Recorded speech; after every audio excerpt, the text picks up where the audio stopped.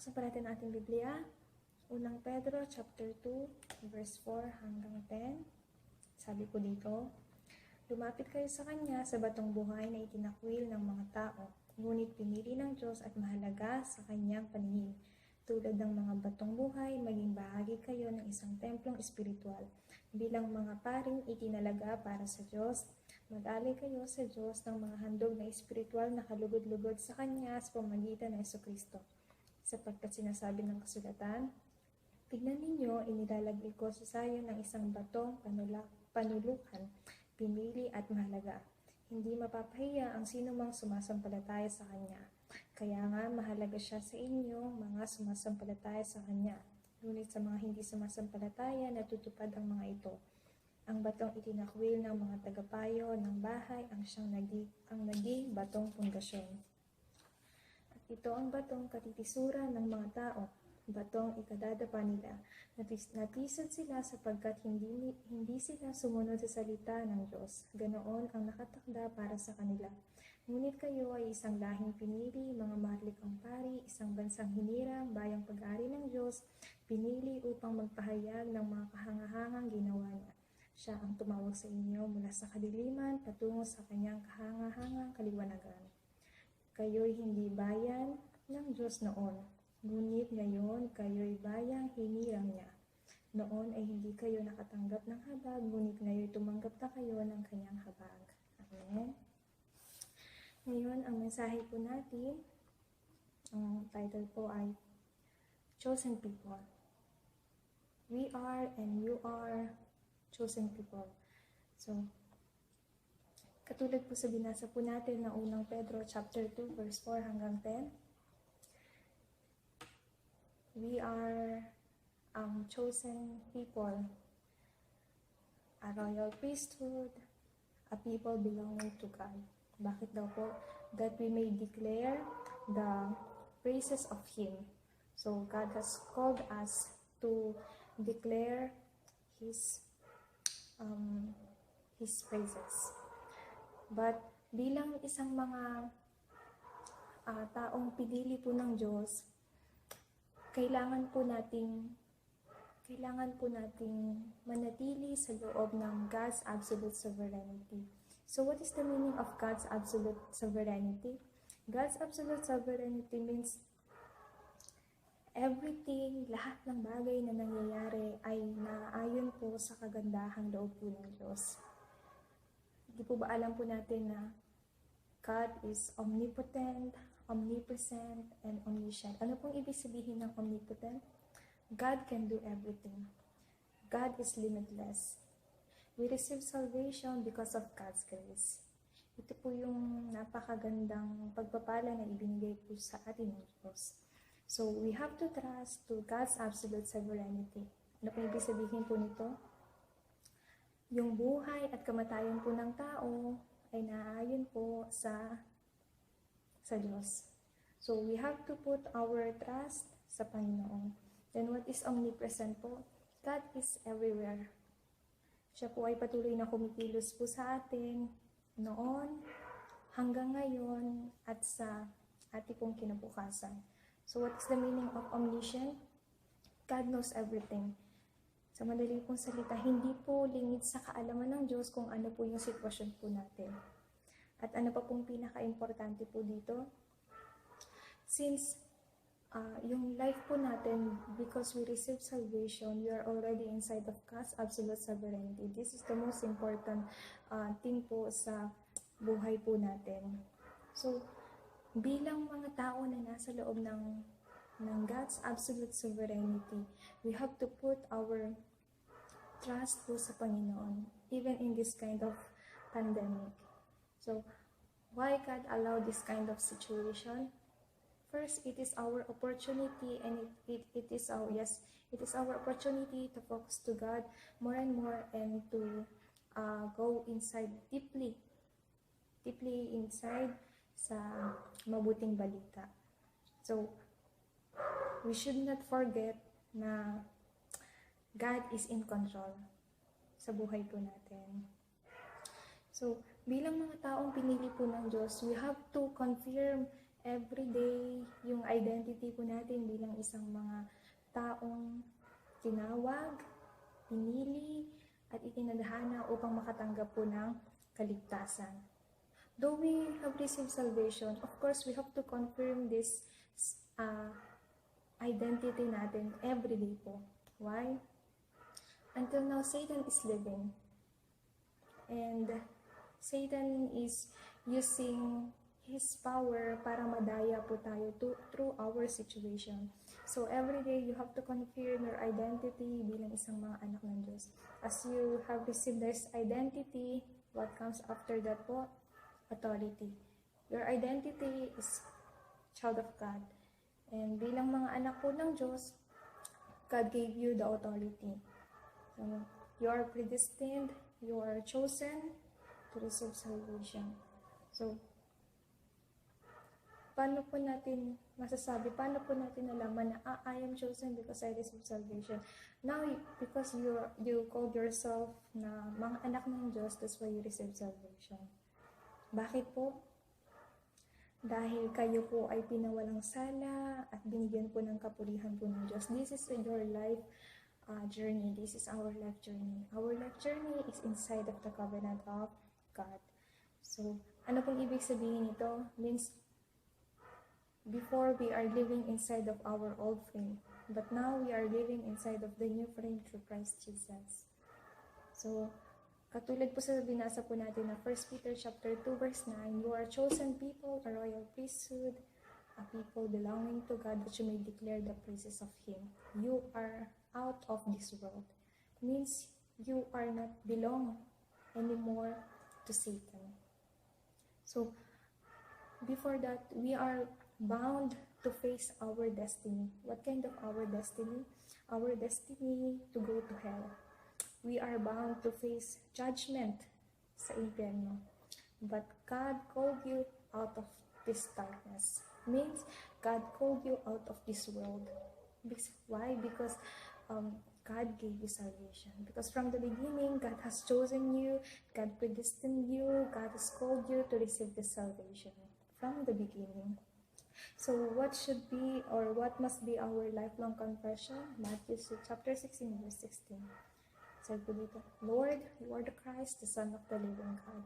Means that, Lord, you are the Christ, the Son of the living God. We are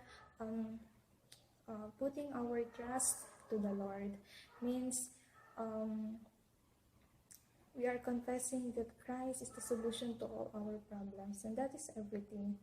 Bakit po? Christ is way to meet God. Christ set us free from sin and curses, and He is the victor who won over Satan. Wala pa pong bayani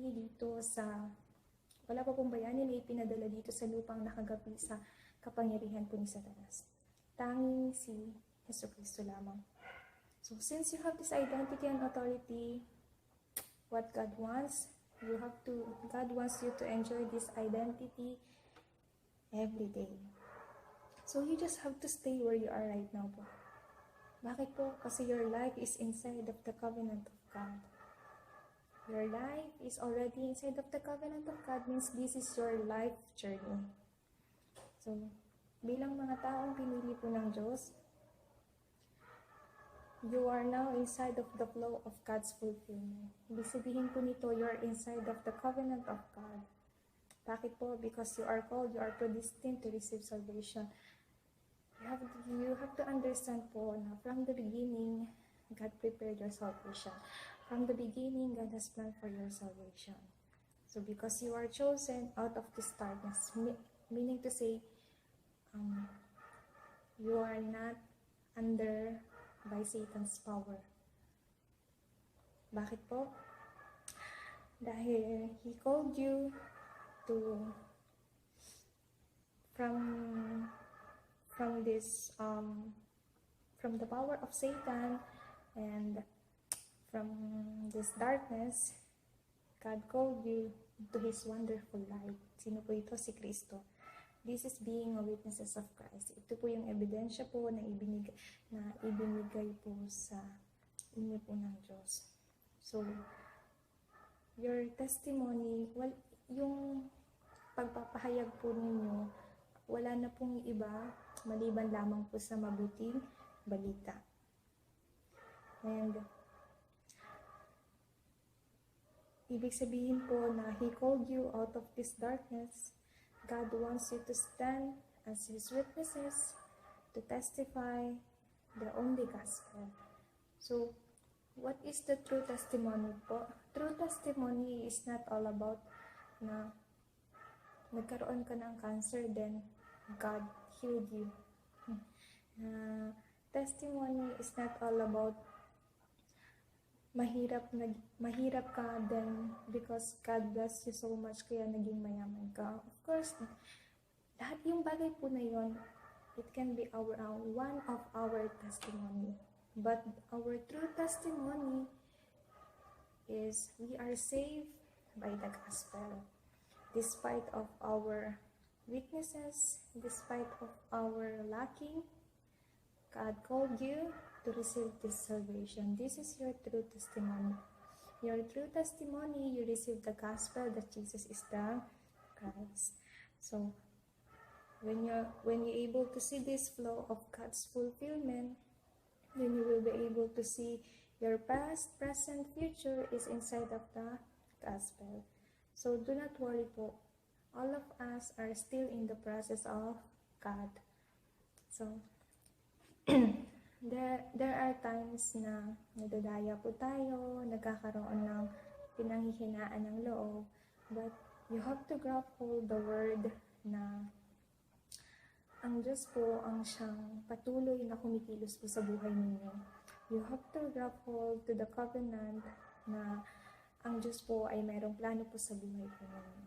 So do not worry, dahil lahat po ng tao nagkakaroon po ng problema. Hindi lang po tayo yung taong may problema, but what makes us different? We have problem, but we have true solution. And you have to remember po, if your problem is true problem, then absolutely there will be a true solution. If you're facing true crisis, then there will be a true answer. Pero if you're facing problem, pero hindi naman totoong problema, then you don't have to find the answer. Amen po ba? So you have to remember that you are already inside of the covenant of God. You have to remember that being inside of the covenant of God means you already received the answer that comes from God. Pangalawa po, since you are already in the flow of the God's fulfillment, you're already in the flow of God's answer. Ano pong ibig sabihin po ito? God already gave you the answer. So, since God gave you already the answer, no need to find it. You just have to discover it. Ano pong pinagkaiba po nito? Pag sinabi pong find, kailangan, since God gave you this answer already, you just have to discover it. No need to find it. Meaning to say, hindi na po nyo dapat hanapin pa yung answer because God gave you already this answer. You just have to discover it inside of the Word of God. Katulad po ni Abraham, how he was able to follow the Word of God kahit hindi niya alam kung saan siya pupunta. Meron po siyang unbelief kasi sabi ng Diyos sa kanya, go to the land that I will show you. And sabi ng Panginoon sa kanya, leave your country, your people, your father's household, and go to the land I will show you. Sa madali pong salita, iwanan niya lahat ng mga pagmamayari niya. Pero dinala niya si Lot kasama niya, di po ba? Pero when he able to understand kung ano po yung plano sa kanya ng Diyos, nakita niya or nadiscover niya po yung kasagutan. Then after ni Abraham, of course, si Jacob, then si Joseph, then si David, then si Paul. Hindi po nila hinanap yung sagot, but they discovered the answer that God has given to them already. Naiintindihan po ba ninyo? Same with our next generation. Mga remnants, God gave you the answer already. So you just have to discover yung answer na ibinigay sa inyo ng Diyos sa loob ng covenant. This is very easy po. Bakit po? You just have to enjoy your identity as God's chosen people. Then everything will be fine. Sa madali kong salita, kailangan po nating ilagay yung pananampalataya, yung buong pananampalataya po natin, yung buong pagtitiwala po natin sa Diyos. You have to remember that prayer is putting all your trust to the Lord. Ibig sabihin po nito, your life, yung buhay po ninyo ay nasa loob na ng covenant. So you just have to enjoy yung life po ninyo sa loob po ng covenant. So you just have to stay where you are right now. Of course, you may face some problems, crisis po sa buhay po ninyo, pero yung katotohanan na you're already inside of the covenant of God, hindi na po yun mababago. Hindi lang naman po tayo nakaranas ng problema, katulad po ng mga 7 remnants, they also face problems. But they enjoyed that God is with them. They enjoyed the mystery that God is with them. They enjoyed the mystery that God will do everything for them. You just have to have the conclusion that Christ finished everything. You just have to have a conclusion na you have to enjoy your identity bilang mga anak po ng Diyos. Ano po ba? So, sa ating pong pagtatapos, madali lang po. So, you just have to enjoy that you are chosen people, a royal priesthood, a holy nation, and God's special possession. This is everything po. And our life, yung buhay po natin is under by God's grace. So, this is our remnant's future and this is your future po. Yung kinabukasan po ng mga remnants ay kinabukasan po ninyo. Amen po ba? Meaning to say, you just have to enjoy kung ano po yung bagay na ibinigay po sa inyo ng Diyos. Christ finished everything, so this is our lifelong confession. Meaning to say, enjoy your identity as God's chosen people. Bakit po? Dahil kayo po yung mga tao na nasa loob po ng covenant po ng Diyos. So, ulitin ko po, you don't have to find the answer, but you just have to discover it. Meaning to say, it's already prepared for you. Nakahanda na po yung answer para po sa inyo. You just have to discover it. When you discover it, just enjoy it. So, ito pong oras po na ito. Why don't we enjoy our time being with God? Why don't we have our own time to do our spiritual kind of time? Diba? Na-extend po yung lockdown. So, meaning to say, ma-extend po ulit yung time po natin to maintain our concentration and to deeply enjoy the gospel. Amen po ba? Amen. So, kahit maikli lang po yung mensahe po today, but I hope you understand that you are chosen people. I hope you understand what is the God's absolute sovereignty sa buhay po ninyo. Tayo po'y manalangin. Heavenly Lord God, maraming salamat po. We praise and we glorify your name. Panginoon, patuloy po namin ibinibigay lahat ng aming pananampalataya at aming pagtitiwala po sa inyo. Kayo po ang siyang gumabay po sa amin, Panginoon.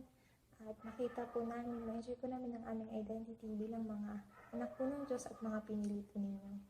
Salamat po, Panginoon.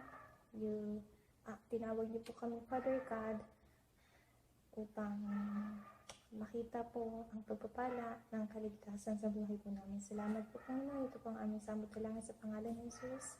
Amen.